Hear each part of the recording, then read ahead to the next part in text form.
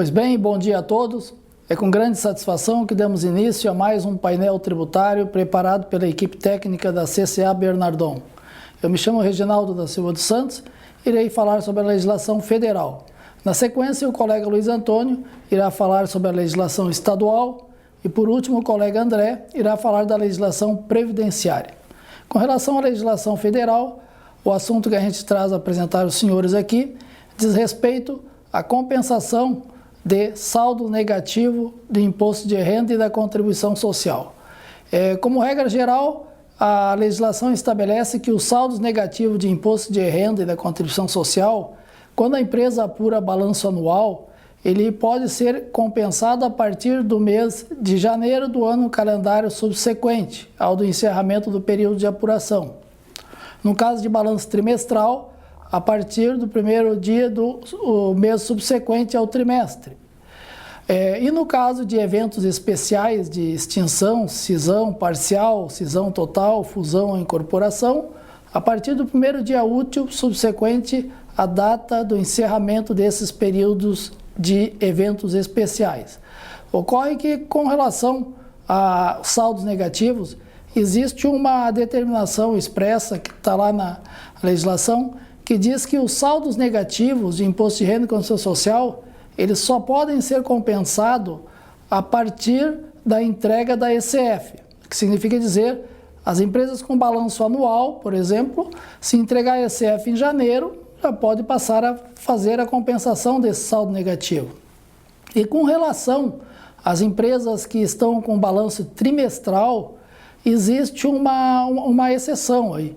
A legislação estabelece que os saldos negativos de imposto de renda e da contribuição social apurados trimestralmente, a restrição para entrega somente após a ECF só se aplicará depois de encerrado o respectivo ano calendário. O que significa?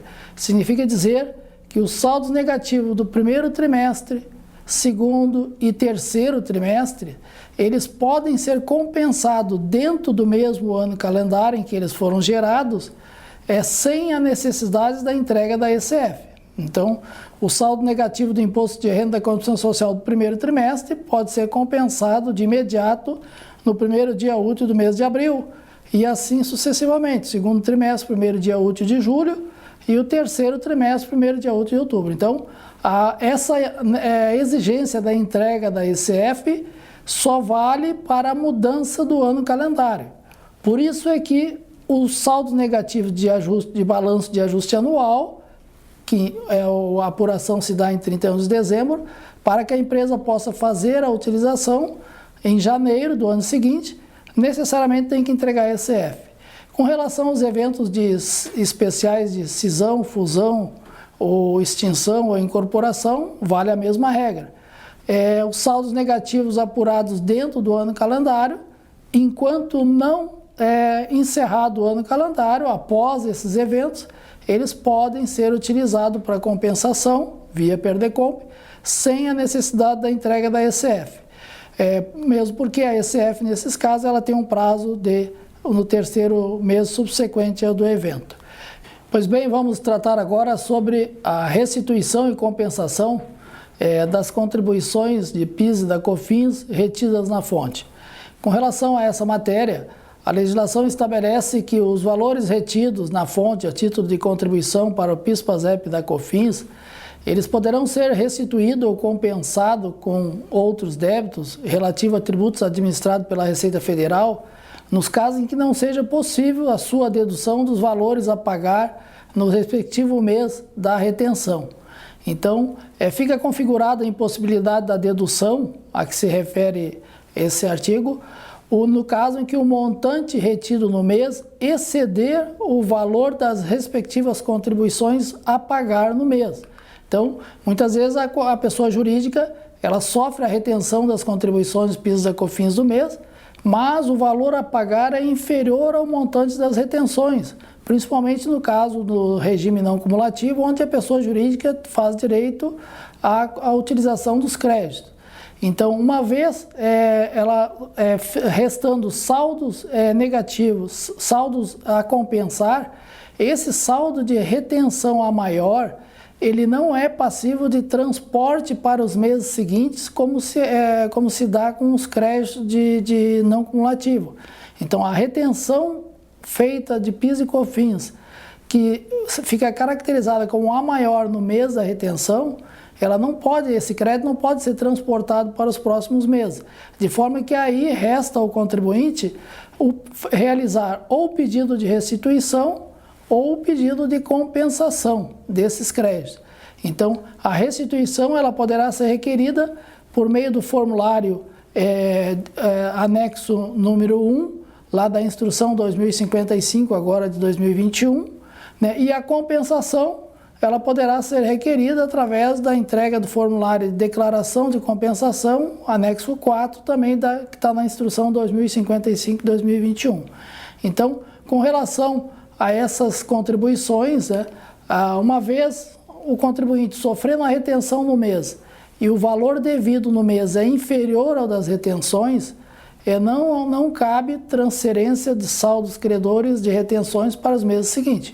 O contribuinte vai ter que necessariamente ou entrar com pedido de restituição, com o anexo 1 lá da instrução 2055, ou pedido de compensação com outros débitos administrados pela Receita Federal, através do preenchimento do formulário anexo 4, também da instrução 2055. Então, com relação à legislação federal, o recado que a gente gostaria de transmitir aos senhores seriam esses. Desejamos uma ótima semana a todos e fiquem na sequência com o colega Luiz Antônio e depois o colega André. Até o próximo evento da CCA Bernardon. Um abraço a todos.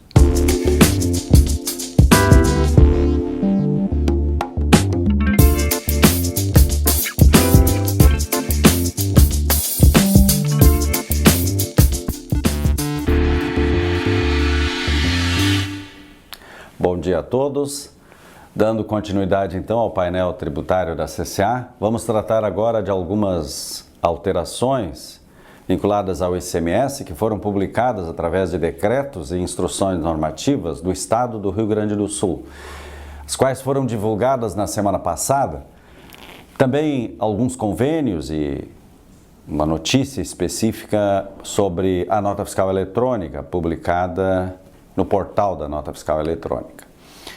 Em primeiro lugar, teve uma alteração relativa a insumos agropecuários. É importante destacar esta alteração que foi veiculada pelo decreto 56.227, agora do dia 7 de dezembro. Foram alterados diversos dispositivos referente a diferimento nas importações e também nas saídas, né? Isentas, créditos presumidos e redução da base de cálculo, todas relacionadas a insumos agropecuários. Com isso, então, foi atualizada a partir de 1º de janeiro de 2022 a lista de fertilizantes e as matérias-primas para sua produção amparados pelo diferimento nas importações do exterior. Também foram revigorados, a partir de 1º de janeiro de 2022, o diferimento que existiu no período de outubro de 97 a dezembro de 98 nas saídas internas de fertilizantes, de matérias-primas para a produção dos fertilizantes e também de ração animal destinada a uso na pecuária. Foi prorrogado até 31 de dezembro de 2022 a isenção nas saídas internas de insumos agropecuários, com exceção dos fertilizantes. No entanto, esta isenção ficou limitada nas saídas internas de rações para animais destinadas ao uso na pecuária, de maneira que passam a ser tributadas as saídas de rações fabricadas no estado do Rio Grande do Sul, quando promovidas por indústrias, e também de rações preparadas por estabelecimento produtor, na transferência a estabelecimento produtor do mesmo titular ou na remessa a outro estabelecimento produtor em relação ao qual o titular remetente mantiver contrato de produção integrada. Ainda foi estabelecido o prazo final de vigência, então, do crédito presumido nas saídas interestaduais de fertilizantes em 6 de dezembro de 2024. Por outro lado, ficou prorrogado até 31 de dezembro de 2025 a redução da base de cálculo do ICMS nas saídas interestaduais de insumos agropecuários, com exceção dos fertilizantes, porque os fertilizantes, para os fertilizantes, né, foi instituído no período de 1º de janeiro de 2022 a 31 de dezembro de 2025, de forma escalonada, uma redução da base de cálculo específica para esta situação nas operações com fertilizantes. Então, tem que ser observado em relação a fertilizantes, tratamento especial que foi dado através deste decreto, vigorando a partir de 1º de janeiro de 2022. Por último, então, foi revogado a partir de 1º de janeiro de 2022 também o benefício da manutenção de créditos fiscais relativo à entrada de matéria-prima, material secundário, material de embalagem empregado na industrialização de produtos que venham a sair com a isenção e com a redução da base de cálculo nas saídas de insumos agropecuários e fertilizantes. No entanto, nas operações internas com diferimento, se mantém o crédito do imposto, pois são tributados pelo ICMS. Então, sempre que há tributação, ainda que seja diferido, o tratamento tributário aplicável à operação, se mantém o crédito pelas entradas. Já em anos anteriores, havia sido revogado esse mesmo benefício da manutenção do crédito para comercialização de mercadorias vinculadas a insumos agropecuários. Agora foi também revogado o benefício da manutenção do crédito também para os insumos utilizados pela indústria para a produção destes produtos que venham ser beneficiados como insumos agropecuários. Depois nós tivemos também mais uma alteração e vinculada ao ROT, que é o regime optativo de substituição tributária, que na verdade é tornar a substituição tributária definitiva, né?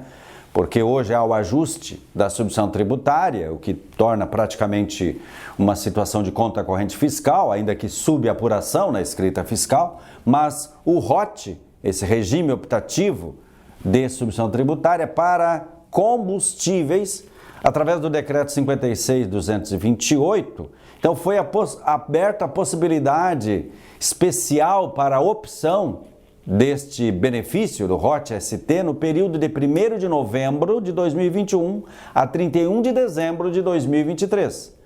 Então, para os postos de combustíveis do CNAE 47.31.800 e comércio atacadistas de combustíveis, realizado por transportador retalhista, os chamados TRR, CNAE 46.81.802. Essa opção, então, pode ser feita entre os dias 6 e 10 de dezembro, portanto, já passou o prazo neste momento. Então, foi publicada uma alteração na semana passada, especificamente para a própria semana em que estava sendo beneficiado, né, com o ROT especial para estes contribuintes. Então, apenas uma informação que está se transmitindo, mas já findou o prazo no dia 10 de dezembro. Além disso, então, acrescentou também o mesmo dispositivo legal, o decreto, né, a hipótese de cedência de valor a restituir a contribuinte do Estado do Rio Grande do Sul que não esteja submetido ao ajuste do imposto retido por substituição tributária, desde que possua valor a complementar a ser compensado. Então, neste caso, então, realmente é benéfico, né, para as empresas que trabalham com combustíveis, seja postos de gasolina, seja TRR. Depois tivemos outras alterações no regulamento do ICMS, uma relativa aos códigos NCMs para a substituição tributária de produtos como carnes produtos comestíveis resultantes do abate de gado, bovino, ovino, bufalino e suíno, e também de aves, né? Então, apenas uma atualização das NCMs, constante lá do apêndice da substituição tributária. Outra que trata das obrigações acessórias relativa ao programa Fidelidade da nota fiscal gaúcha, então a serem cumpridas pelos contribuintes optantes pelo ROT, substituição tributária. E outra ainda, esta pelo Decreto 56.226, que concede no período de 1º de janeiro de 2022 a 31 de dezembro de 2026, crédito presumido de ICMS às empresas prestadoras de serviços de comunicação que realizarem investimentos relacionados ao fomento à internet rural no estado do Rio Grande do Sul, bem como enquadra o benefício como contratual para fins de aplicação daquele fator de ajuste de fruição, o chamado FAF, que foi instituído agora há pouco pelo Estado, para vigorar a partir de janeiro de 2022, reduzindo os benefícios de crédito presumido em função das aquisições interestaduais.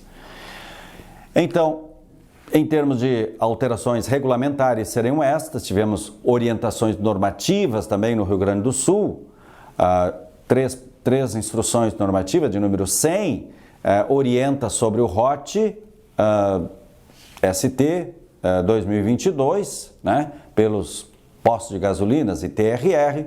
A 101 define o percentual mínimo de nota fiscal de consumidor eletrônica que deverão ser emitidas com a inclusão do CPF por contribuinte enquadrado no ROT ST e participante também do Programa de Fidelidade da Nota Fiscal Gaúcha.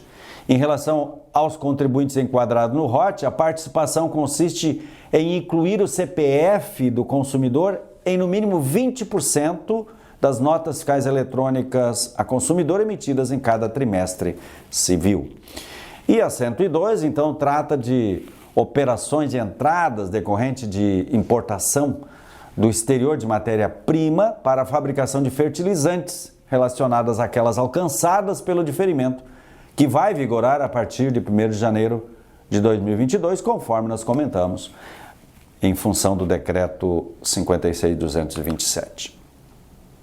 Tivemos também um convênio que trata de biodiesel B100, um tratamento diferenciado que está sendo aplicado no caso, né? Convênio 206, publicado no dia 10 de dezembro, ele dispõe então sobre a concessão de tratamento diferenciado nas condições que está sendo especificadas no convênio aos produtores de biodiesel para apuração e pagamento do ICMS incidente nas respectivas operações realizadas com diferimento ou suspensão do imposto. O biodiesel, a partir do ano que vem, terá então um tratamento diferenciado com diferimento, suspensão de imposto, que deve então ser observado através desse convênio, que o Estado deverá então implementar de forma regulamentar aqui no Estado.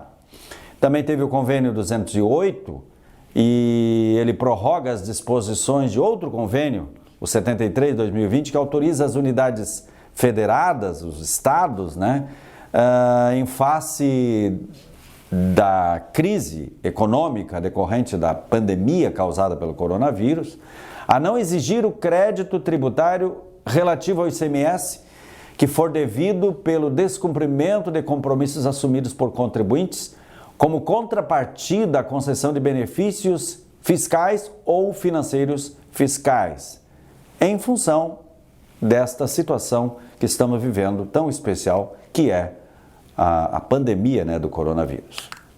Por último, então, tivemos a publicação de uma nota técnica na versão 3.0, nota técnica 2016.003, de acordo então com esta notícia lá do portal da Nota Fiscal Eletrônica, então foi divulgada então a tabela de NCM, o código aquele do IPI, né, vigente a partir de 1º de abril de 2022, que devem ser consignadas nas notas fiscais eletrônicas. Então eram estas as informações da área fiscal vinculada ao ICMS do Rio Grande do Sul que gostaríamos de transmitir nesta oportunidade. A seguir, então, o colega André vai comentar as alterações da legislação previdenciária e desejamos um bom dia e uma ótima semana a todos. Muito obrigado pela sua atenção e até o próximo painel tributário da CCA.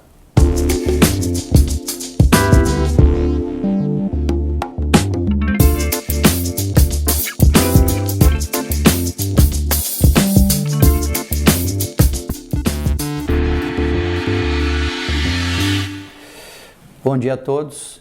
Em relação às novidades da legislação previdenciária da semana passada, nós tivemos uma publicação do governo federal adiando a implantação do perfil profissográfico previdenciário eletrônico para o mês de janeiro de 2023.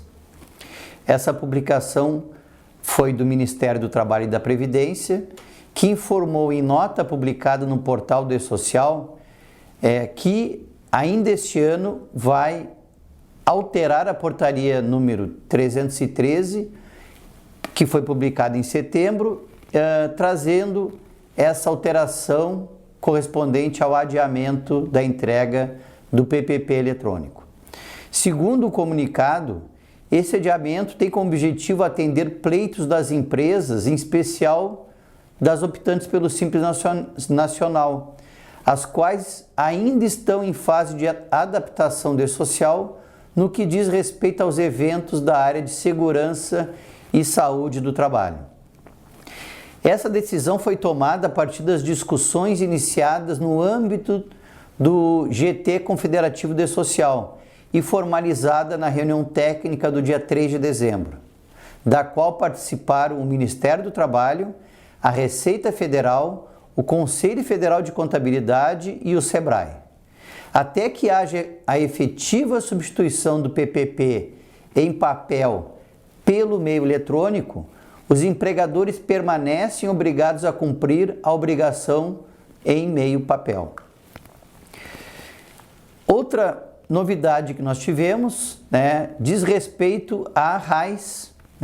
Segundo a portaria número 895 do Ministério do Trabalho e da Previdência, a substituição da RAIS pelas informações prestadas no E-Social somente ocorrerá no ano base em que os empregadores estiverem obrigados ao envio relativamente a todos os meses do ano dos eventos periódicos ao E-Social. Até que ocorra a substituição, os empregadores, incluindo os empregadores pessoas físicas, permanecerão prestando as informações da RAIS através da GD-RAIS. Ainda no tocante à legislação previdenciária, foi publicada no dia 8 de dezembro agora a Instrução Normativa número 2053, que revogou a Instrução Normativa 1436 e consolidou novos esclarecimentos sobre a contribuição previdenciária sobre a Receita Bruta. Ressalta-se que em 9 de dezembro de 2021, o Senado Federal aprovou o projeto que prorrogou a desoneração da folha de salários até 2023 para as empresas dos 17 setores da economia que mais geram empregos no país e que hoje estão ao abrigo da possibilidade de contribuir pela Receita Bruta e não sobre a folha de salários. Depois desse texto que foi aprovado pelo Senado Federal, ele seguiu para a sanção presidencial, mas nós ainda não tivemos nenhuma novidade em relação a essa questão. Então ainda estamos aguardando. Lembramos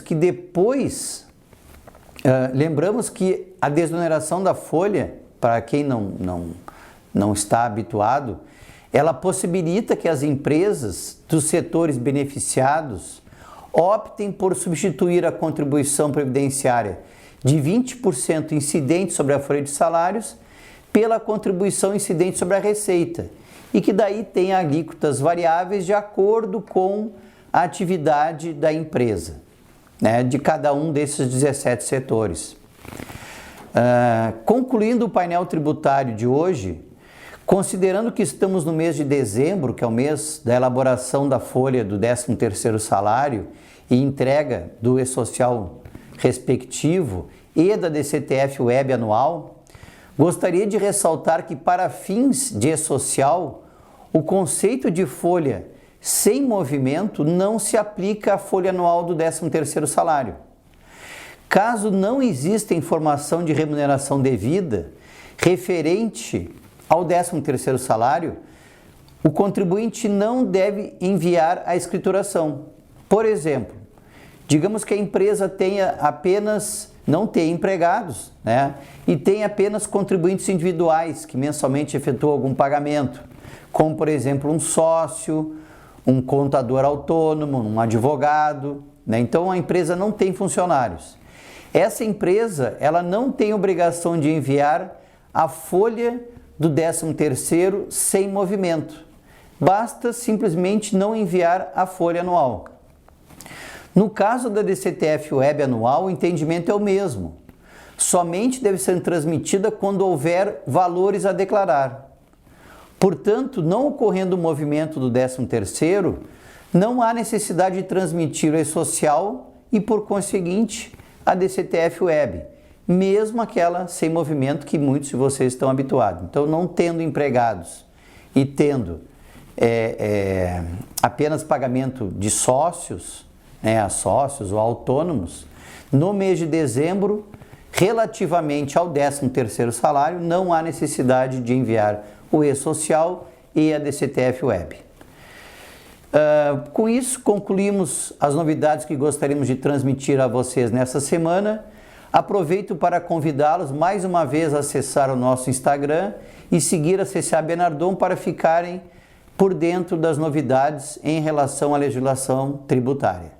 Agradeço a participação de todos e desejo-lhes um bom dia e uma ótima semana.